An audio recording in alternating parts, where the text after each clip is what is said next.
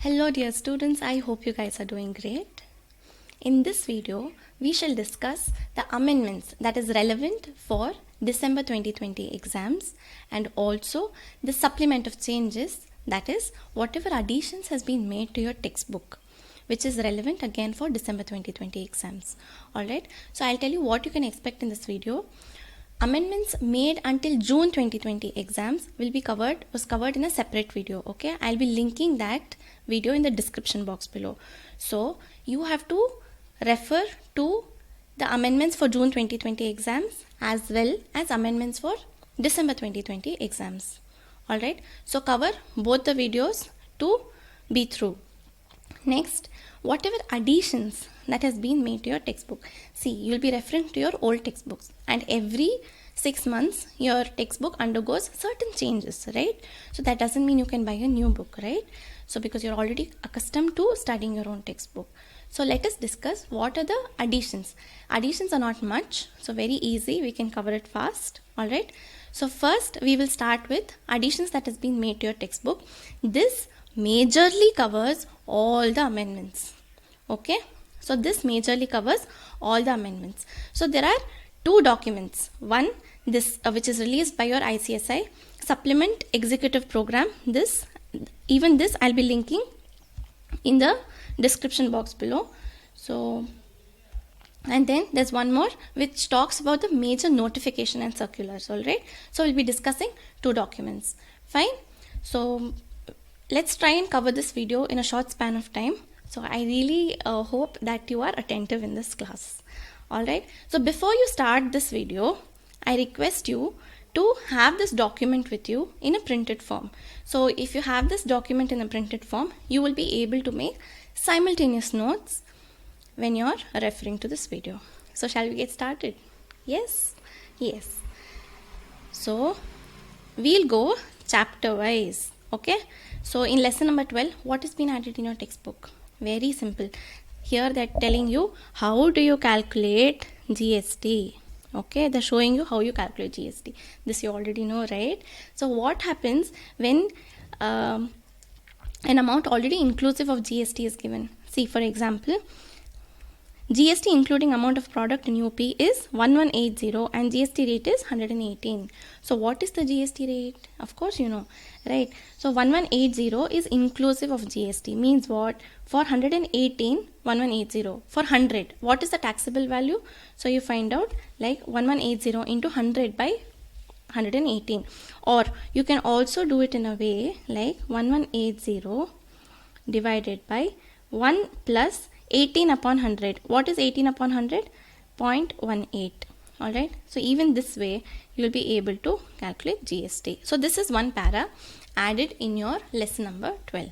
Okay, next, coming to schedule 1. Activities made without consideration will be treated as supply under section 7. So I recently brought out a video where I discussed in detail about the concept of supply, right? I will link that video in the description box. In that video I have discussed the concept of supply in detail. So it will be like a quick revision for you. Also for first time, if you're studying for the first time, it will be very helpful. But if you've already studied, then it'll serve as a revision for you. Alright, so here what have they added? They've just added certain explanations. Okay, see, GST law is going to remain the same. Okay, don't worry, law is going to remain the same. They can just add certain explanations. Okay, they can add certain explanations so that you understand better. Alright, fine. So you know, in schedule 1, what does schedule 1 cover? Activities made without consideration. So you're not paying anything, no consideration, but still it is considered as a supply. So you know it, right? Permanent transfer, disposal of business assets where ITC has been claimed, right? So they're explaining here, first there must be disposal or transfer, and the transfer or disposal must be permanent. It's not, the transfer or disposal should not be for a temporary purpose, like for a short period of time you're giving somebody and then again taking it back. Okay, then ITC must have been availed. So whatever assets you are selling or transferring or disposing, input tax credit on such assets has to be availed. So on this, see, this is the para that they've added in your textbook. Okay, nothing complicated, very simple. They've just added certain things in the textbook. So next, here, supply of goods or services or both between related persons or distinct persons. See, only so much was there in the textbook. They had not explained what is related person or distinct person. Okay, what is related person? Yes. Okay, what is related person? Tell me. Any relative? Yes, of course, family member. But other than a family member, there are certain various other relationships where it will be constituted as a related person. Alright, so what are they? They are explaining it here. Meaning of related person. I feel this is important for you for MCQ. Okay, so they might give 1, 2, 3, 4 and they say which among the following is not a related person.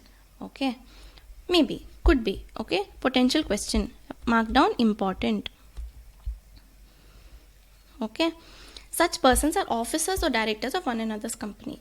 Okay, I am director in your company, you are officer in my company. So we both are related persons. Okay, 1. Then such persons are employer and employee. Let's say I am your employee. So me and you are related persons. Then third person controls or owns more than 25% voting stock or shares or both of them. Let's say in both our company, Mr. C is controlling more than 25% of the voting shares. So A, B, C are related persons. Then one of them controls or directly or indirectly controls the other. So if I am controlling your company in some way or the other, anything could be. Okay, so then we both are related persons. Then a third person controls directly or indirectly. Mr. C is controlling both mine and your company. Then we all three are related persons. Then such persons together control a third person. Me and you, A and B, are together controlling a third person. Means what? We both own company C. So we are controlling company C, right? Then such persons are members of the same family. Simple, father, mother, brother, sister, lineal descendants or ascendants. Then one of them is a sole agent, sole distributor, sole concessionaire of the other. So if you are a sole agent, if I am your sole agent or a sole concessionaire, so then we both are related persons. So in simple, these are covered under related persons definition. For more depth and more in detailed explanation, you can again refer to that concept of supply where I have covered everything in detail. It is a full proof class for concept of supply. Alright, yes. Then who is a distinct person? We know that GST is state based registration. So I cannot have same registration for Karnataka and Tamil Nadu, right? If I have a business in Karnataka and again if I have a business in Tamil Nadu, can I have one GST registration? Yes. Can I have it? No. GST is PAN based and state based, right? So I will have to take separate registrations for Karnataka and for Tamil Nadu. So here business A in Karnataka and business B in Tamil Nadu, both of these will be distinct persons. Means they are called as distinct persons. Though I am the same owner, I am the owner for both the companies, but still A and B both will be considered as distinct persons. Alright, so this has been given as an explanation to section 15. Alright, explanation to section 15. Alright, now again coming to, it can be noted that gift need not always be in terms of goods. So we know that when an employer gives a gift to the employee, less than 50,000, no GST is attracted, right? But what if it is 51,000? Will you charge GST on just 1,000 or on the whole 51,000?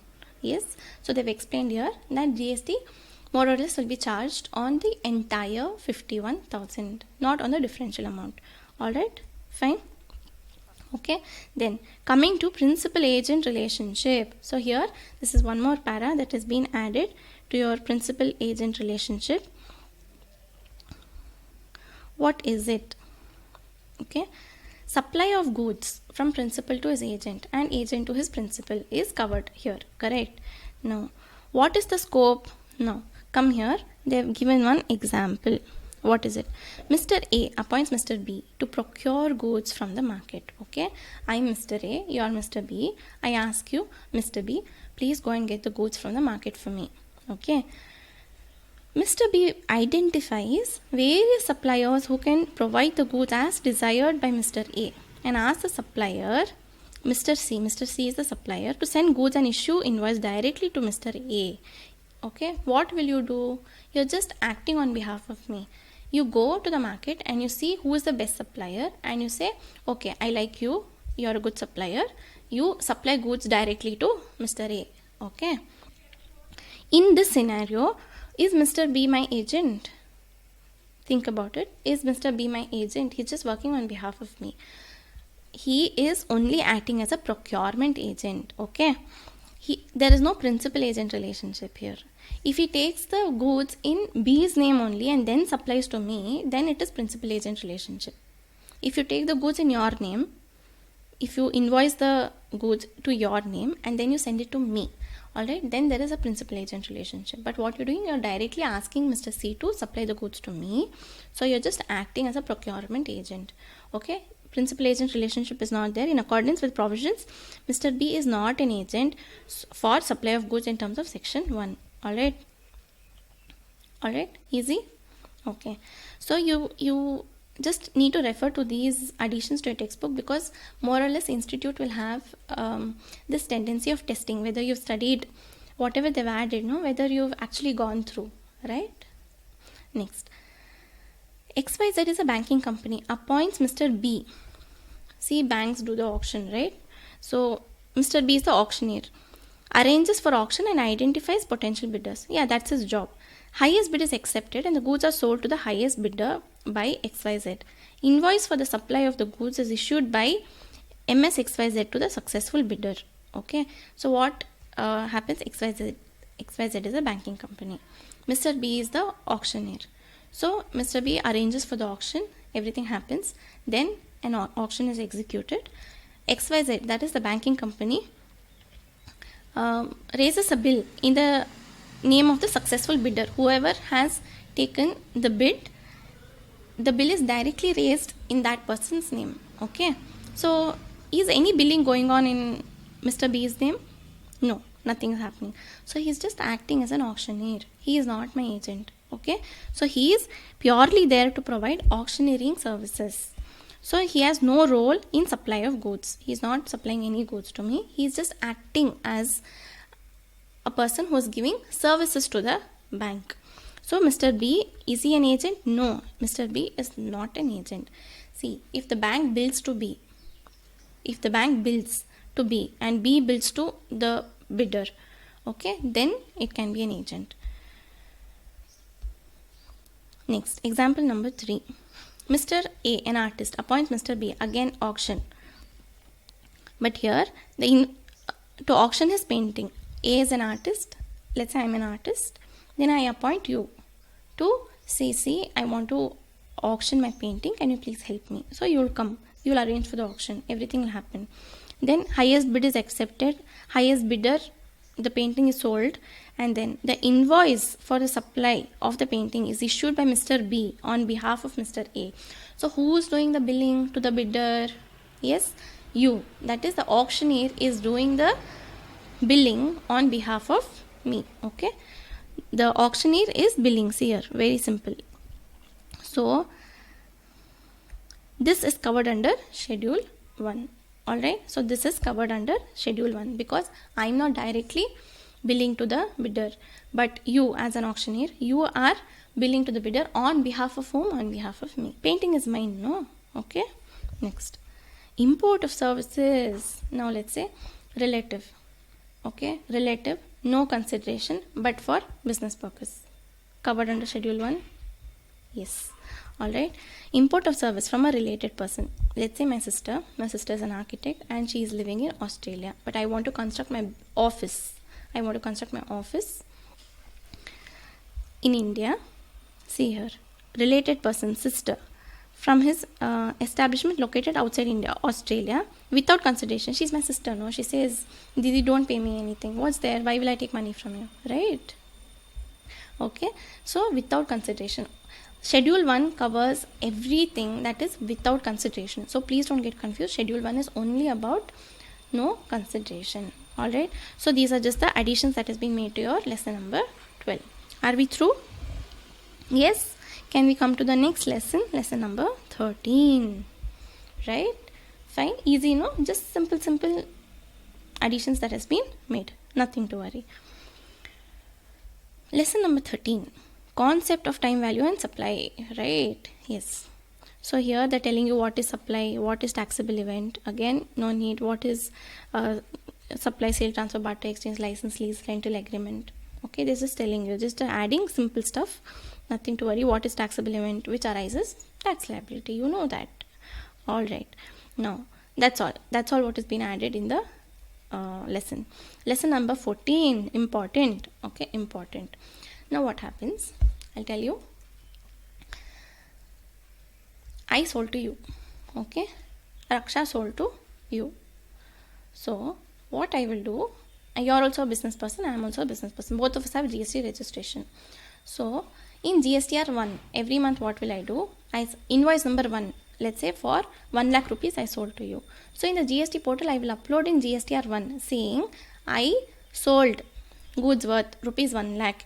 In invoice number 1, I have to mention the invoice name, taxable amount, what is the rate of GST and the total invoice value, invoice amount. So 1 lakh rupees worth I sold to Mr. A on so and so date. I will upload the invoice details in GSTR 1. So what that will happen, after that what will happen, it will come and sit in your GSTR 2B. Means what? See, if I am selling to you, you are purchasing from me, correct? And when you purchase from me, you have paid input tax. Remember? You have paid input tax to me. So you will have to claim the credit at the time of filing your GSTR 3B returns. Right? So again, let me tell you again. I will upload the invoice in your name. So what will happen? That will come and sit. That will come and reflect in your GSTR 2B saying you purchased from Raksha. Okay, that is a proof. I sold to you, you purchased from me. So it is a proof that you are eligible to take 100% credit. Okay, so I sold to you, I uploaded. I am a faithful person. I upload everything on time. But what happens when you have purchased from somebody but they have not uploaded your invoice? Then what will happen? Let's say you purchase something worth 5 lakh rupees from Mr. B, and Mr. B is a lazy fellow, so he doesn't file his returns on time. So that credit is not reflecting in your GSTR 2B. Means your eligible credit, it is not reflecting. So you will be able to claim only 10% of your eligible credit. Let's say out of 1 lakh rupees, 18,000 rupees, 18%. Okay, 18,000 rupees is your credit from my invoice. 5 lakh rupees is not uploaded. Okay, 5 lakh rupees is not uploaded. So for that month, how much ITC can you claim? Yes, 18,000, whatever is uploaded, that is your eligible credit, correct? Whatever is reflecting in your GSTR 2B plus 10% of that eligible credit. Again, see what is reflecting in your GSTR 2B, 18,000 rupees, right? On that, this plus 10% of this is 1,800 rupees. Alright, so you can actually claim 19,800 rupees in that month's filing. What about that 5 lakhs? You can claim when he uploads it. Okay, see here. GST Council has further restricted. See, this was 20% before. Earlier it was 20%, but now they did the restriction to 10%. Alright, see, this has been discussed before. You please refer to the earlier amendments video as well. So later don't tell me that you referred only this video and you went for the exam. See, you have to refer to both the videos. Okay, their amendments, that amendments plus this amendments if you are writing for December 2020 exams. Okay, cool, fine. So only 10% of the eligible credit available. You got it right? 10% of the eligible credit. This is 1,800. 18,000 plus 1,800, only 19,800 you can claim as your input tax credit, right? Okay, fine. Then here they've added certain illustrations, that is some MCQ questions.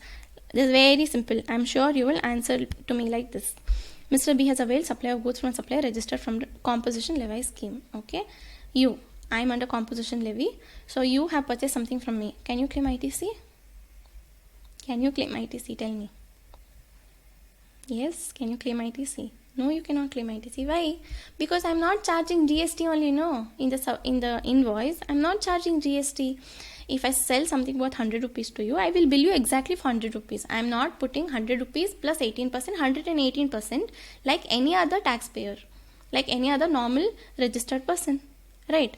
So if I'm not charging only 18% in my invoice, from where will you claim the credit?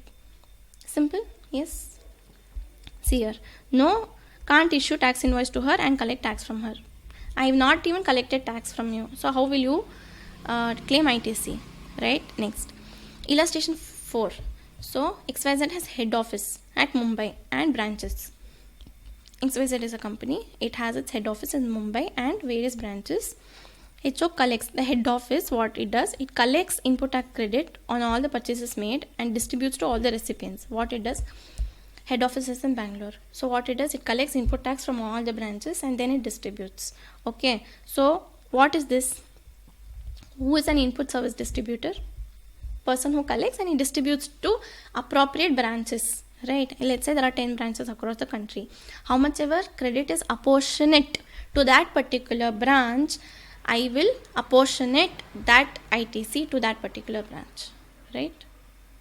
Let's say I collected 100 rupees full total ITC. 10 rupees belongs to Bangalore, 20 rupees belongs to Chennai, then 25 belongs to Delhi. Alright, so I will apportionate credit to the respective branches. So what am I called? I am called input service distributor, right? You know this. Fine. Coming to lesson number 15. See, these are, first we are discussing your additions to the textbook. So in this, most amendments have been already covered. After this, I will be going to that notification and circular document. Alright. So even that needs to be covered. Fine. Now, procedural complaints. Here again they're telling you what is registration, why it is important. You have electronic cash, credit ledger. Simple, nothing great here. Okay, so this is just like introductory para. Now coming to major addition or major amendment. Come, do I have your attention? Yes, please, may I have your attention? Right, so please pay attention, this is very important. Now see, in simple I'll tell you the gist before I read the entire story. Okay, if you already have a registration, Aadhaar authentication, okay, Aadhaar authentication has to be done. What is Aadhaar authentication? You'll put your Aadhaar card number, then one OTP will come to your phone number which is linked to the Aadhaar. You'll put that OTP, there your name, your address, all your details what you've given in the Aadhaar will be matched to the GST, whatever you've given in GST, and that authentication will be done. Simple. Okay, you got it? So what is Aadhaar authentication? You'll get one OTP, details will be matched, and that verification and authentication will be done. Simple. So for those who have already registered, you have to do the authentication. And for those who are not registered, for new registration, when you're doing the registration itself, in one column it will ask you, put your Aadhaar number. When you're doing your registration itself, you have to do it. Okay, but what if sometimes Aadhaar authentication fails? Because what would have happened? People would not have linked their phone number to their Aadhaar card number, or name as per Aadhaar will be not correct, or the address what is there in Aadhaar they would not have changed to their current address. So when the verification does not happen properly, and when the Aadhaar authentication fails, in simple, when it is you're not able to authenticate or verify your Aadhaar, then one power has been given that you can verify the principal place of business in the presence of the said person. Okay, in the presence of the said person means registered person or whoever is yet to get registered. Okay, so that is one. So again, see here, every person will have to furnish proof of possession of Aadhaar number. Okay, provided Aadhaar is not assigned. Sometimes some people will not have Aadhaar card only, right? Or as I told you, their address, their phone number, their name, so many things will not match. Correct? Such person shall be offered alternative viable means. What is that alternative viable means? That proper officer can go and verify the physical place of business or the principal place of business. Okay, like he can do the physical inspection of the principal place of business. He can personally go and visit that place and see why they're doing this. Why do you think they're doing this? So many people, they are misusing. They will not have business only. Okay, but still they will simply declare something saying that they have a business in some other place. So this is just for authentication purpose, just to see if they're really conducting a business in that particular place. Okay. Next, in case of failure to undergo authentication, registration allotted person shall be deemed to be invalid. What will happen? See, first they said you have to get your Aadhaar verified. Next they said if you cannot do it, you will be given alternative means. What is alternative means? Proper officer can go and inspect and do the physical verification. Then even if this is not possible, even if this is not done, then your registration will be deemed to be invalid. So whatever registration you have done, it will be considered invalid. Alright. Again, see again analysis. This has been given in your textbook. Have to get verified within viable means. Okay. On the recommendation of the council. So this has been recommended by the council. You will have to do it. Simple. Then provided if Aadhaar is not assigned, you will be given viable means. First you do the verification. Okay. If you can't do this, you will be given viable means. What is this? Physical verification of the business. Even if this is not possible, it will be considered as invalid. Now coming for fresh registration, as I told you, at the time of registration only, see here, at the time of registration only your Aadhaar will be authenticated. In case Aadhaar is not assigned, first at the time of registration, okay, at the time of registration, or if it is not possible, physical verification will be done. Physical verification. When should this physical verification be done? Not later than 60 days from the date of application. Okay. If I am raising my application for registration on 1st January, not later than 60 days. So within 60 days means what? 2 months. Okay. Within 2 months, this Aadhaar authentication process has to be done. Okay. And along with that, verification report. Okay. Along with that, verification report has to be uploaded. Verification report has to be uploaded in form GST REG 03, REG 30, sorry, MCQ. Important. Fine. First, at the time of registration, you will do your verification. Even if that is not possible, what will do? Proper officer will come and do physical verification. When should this physical verification be done? Within 60 days from the date of application for registration. Okay. After physical verification, what should be done? A verification report that this proper officer has come and inspected my place. He will give you a verification report, and that has to be uploaded within 15 days following the date of verification. Let's say verification was done on 15th January. So within 31st January, this verification report has to be uploaded in GST REG 30.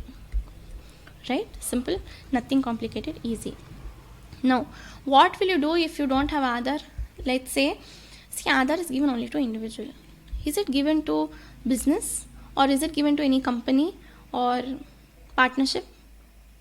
No, right? Have you seen a company having Aadhaar card? No, right? Then how will you do Aadhaar authentication? Whoever is the responsible person, okay, whoever is the authorized signatory, his Aadhaar will be authenticated on behalf of the business.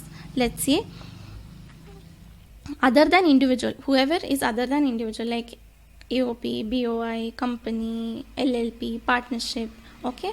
For these, an authorized signatory, whoever is the key person, his Aadhaar authentication will be done. Let's say for HUF Karta, for company managing director or whole-time director, for trust trustees, for any other people, authorized representative or authorized signatory, any of these people's Aadhaar verification will be done on behalf of the company. Alright. Now, again, if that is not possible, alternative viable means, again physical verification. Okay. Again, this is just the analysis of the previous paragraph. Again, same thing. After physical verification has been done, this physical verification has to be done within 60 days, right? After this, within 15 days, verification report has to be submitted in GST REG 30, correct? Now, next, for whom is this not applicable? See, NRIs will not have Aadhaar only, correct? How will you do Aadhaar verification? You can't do it, right? So this is also very important. I feel this is really important for you. Shall not be applicable to persons who is not a citizen of India. 1.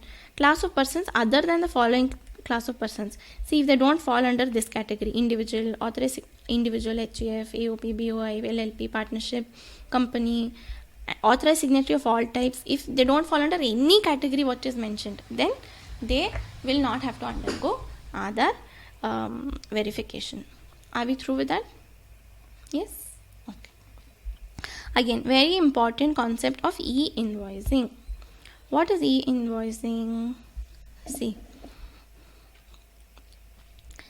under e-invoicing, what happens? The invoices are directly uploaded to the GST portal. Okay, see, business invoices are electronically uploaded. For whom? First we'll see for whom is this applicable. If your aggregate turnover in the previous financial year, exceeds 500 crores. So if your aggregate turnover exceeds 500 crores, only then this is applicable. Point number 1. Next, what is this? You will upload the invoices to the portal directly. Okay, so when you upload, you will not miss out on, you will pay taxes correctly and everything will be verified. Okay, this is called digital invoicing. Okay, this is called digital invoicing. Why is this brought about? To reduce GST evasion. See, people will not pay, they'll not show, no, they sold something worth 10 lakhs, but they'll show only worth 5 or 6 lakhs. But if this e-invoicing is there, then every invoice has to be uploaded to the portal. Okay, so then there's no chance of missing any invoice. Fine. Next 9C. What is this? What is 9C? Annual return and reconciliation. So for whom is this applicable? For financial year 2018-19, they said if your aggregate turnover exceeds on 5 crore rupees, if your aggregate turnover exceeds 5 crore rupees only, 9C will be applicable. Okay, fine. That is audit, GST audit, GST reconciliation. Okay, or this is in simple called GST audit. So for whom is 9C applicable? Very important, for registered persons whose aggregate turnover is more than 5 crores. Next, e-way bill, very important. E-way bill is blocked. For whom? E-way bill will be blocked for whom? See, who have, for composition suppliers. First, coming to composition suppliers, if he has not filed, see, he is supposed to file GST CMP 008, right? Quarterly basis he has to file. If he has not filed for a consecutive 2 periods, means for 2 quarters consecutively, if he has not filed his returns, then his GST e-way portion will be, e-way bill generation will be blocked. Means what? He will not be able to generate e-way bill. So you know when is the e-way bill applicable? When you are supposed to transport goods more than 50,000 rupees, right? So if you are not able to do that, then how will you transport the goods? You can't conduct business at all. You can't transport goods without e-way bill. Okay, it's a very strict offense. You're not supposed to do that. So this is a means to bring in people to file their returns on time. Next, if a person other than composition, means what? Other normal registered taxpayers, for a consecutive period of 2 months, who does not file 3B or GSTR 1 for consecutive period of 2 months. 2 months continuously if he doesn't file, then GST e-way bill generation will be blocked. Right? Simple. Okay, coming to the last chapter. Again, they've just told you what is GST model. Compensation to states have been given because states occurred some loss due to migration from the old era to the new era and all that. Simple, very important intro they've just added. Now, important, pay attention, important. So you know, merger of Daman Diu, Dadra Nagar Haveli. So these two were merged, right? So what is the GST code now? It has been merged to one single state. So what is it done? So one single state code 26. Now for both the union territories after their merger, one single state code. So both these union territories were merged. So after they merged, one single state code 26 has been given. So every person, either Dadra, Daman Diu or Dadra or Nagar Haveli, they have to use this GST state code of 26. Got it? Fine. Coming to customs. Here they have mentioned what is adjudicating authority. Okay, who is an adjudicating authority? Competent to pass any order or decision. Adjudicating authority means any person who is capable of passing any order or who is capable of giving any decision under this act, that is Customs Act, but does not include board, commissioner or appellate tribunals. Okay, but does not include board, commissioner or appellate tribunal. Okay, next, safeguard measures. See, this is also an amendment. I'll come. Health cess, there's one amendment in health cess, I'll come to that. Safeguard measures imposed under 8B, which were earlier limited to imposition of safeguard duty, are expanded by Finance Act to include tariff rate quota tax fixations. See here, they're saying safeguard measures, whatever safeguard measures they were imposing, no, they include tariff rate quota fixations as well. So even this has been added. Now, what is this tariff rate quota? See, if you are importing goods within a certified, let's say 100 kgs, then your tariff rate is certain, 1. And if it is above a specified quantity, means what? This is mostly based on quantity. Then higher tariff rate will be imposed on higher quantity. Okay, this is to provide desired degree of import protection. See, import duties are mostly levied to protect India's domestic markets also, right? So you cannot be importing more than a specified quantity. If you want to import more than a specified quantity, you have to pay higher taxes. Okay, so based until certain limit, there is one rate of tax. After certain limit, after specified quantity limit, there is a higher tariff rate. Next, important, this is another addition. This is also given in your amendments notification circular, so pay attention. Finance Act has imposed health cess on import of medical equipment. Okay, health cess has been levied on import of medical equipment of classified in 4th schedule for augmenting and financing health infrastructure and related service. So when you are importing health equipments, medical equipments, which is specified in 4th schedule, and why is this used? For augmenting and financing health infrastructure and related services. So when you are importing medical equipments, a separate health cess is levied. Applicable rate, how much health cess? 5% is leviable. Medical devices which are exempt from basic customs duty will not be subjected to health cess. So those devices which were already exempt, okay, which were coming under the exempt category for basic customs duty, on this there will not be any cess. What is a cess? Cess is a tax on tax, right? On basic customs duty, you will levy a cess on that tax. You remember, right? Cess is a tax on the tax, right? So when there is no tax only, how will you levy cess? Right? Credit of health cess is not available. This is not like you pay IGST and you claim credit, right? You remember that. You pay IGST while import and you claim credit later on. But health cess credit will not be available. Once paid. Okay. So this is one more amendment. This is there in your notification and circular video as well. So good to go. These were the additions that has been made to your textbook. Alright. So now briefly let me discuss what are the circulars and notifications. So whatever is important for you only we will discuss. No need for remembering notification number, circular number, date. No, not required. Okay. So don't worry.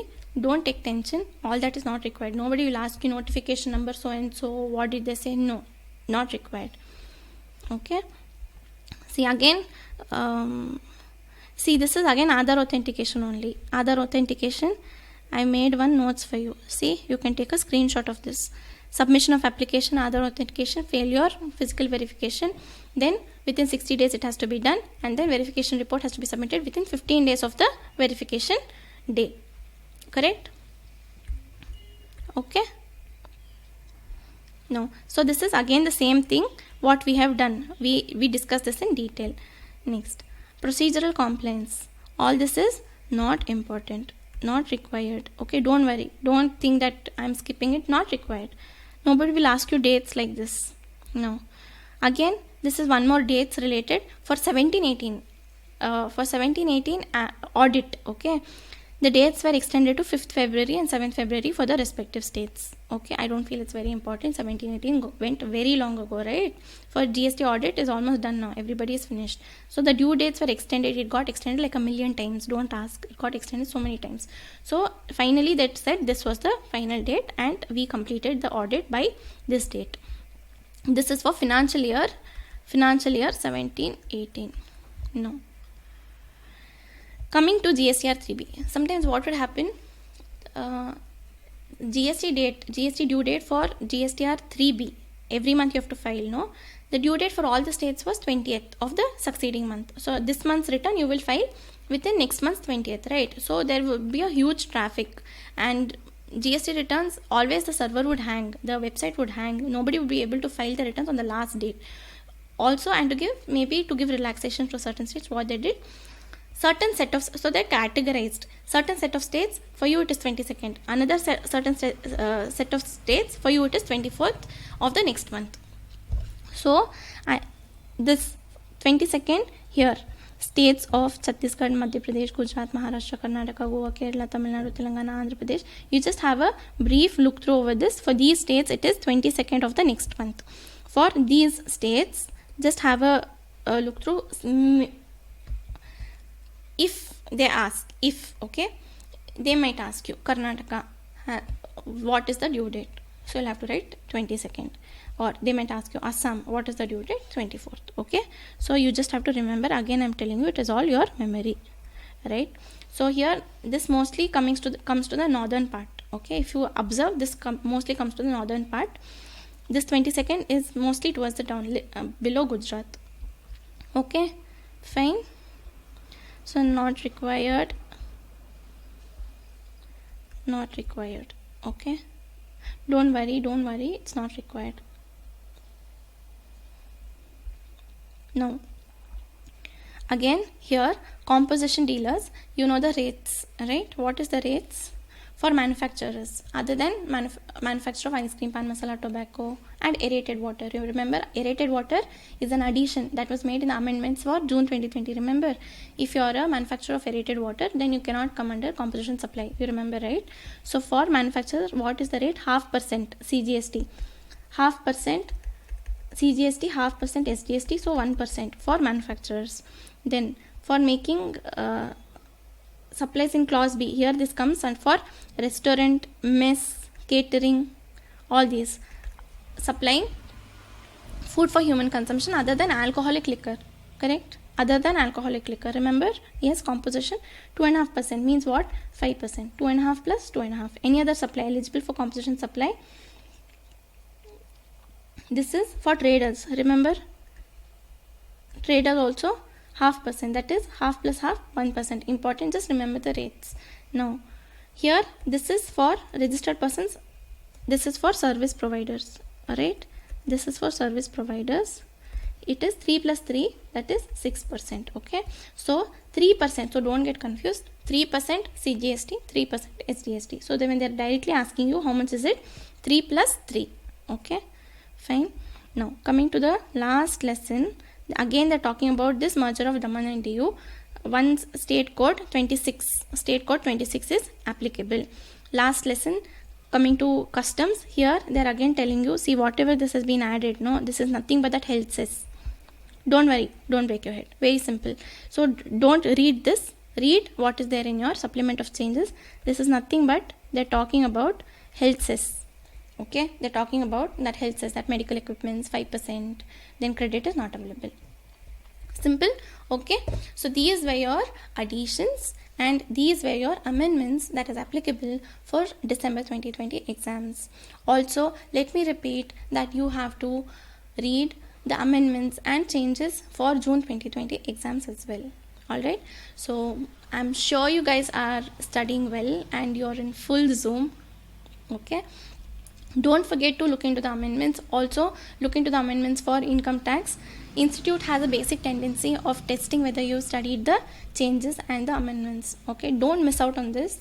Please study this. All right, I wish you all the best for your exams. I'm sure you guys will do great. So believe in yourself and work hard. This is all the time that you've got to prepare.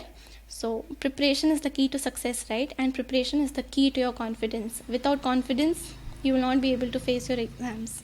So please study well. You will definitely come out with flying colors. All the best.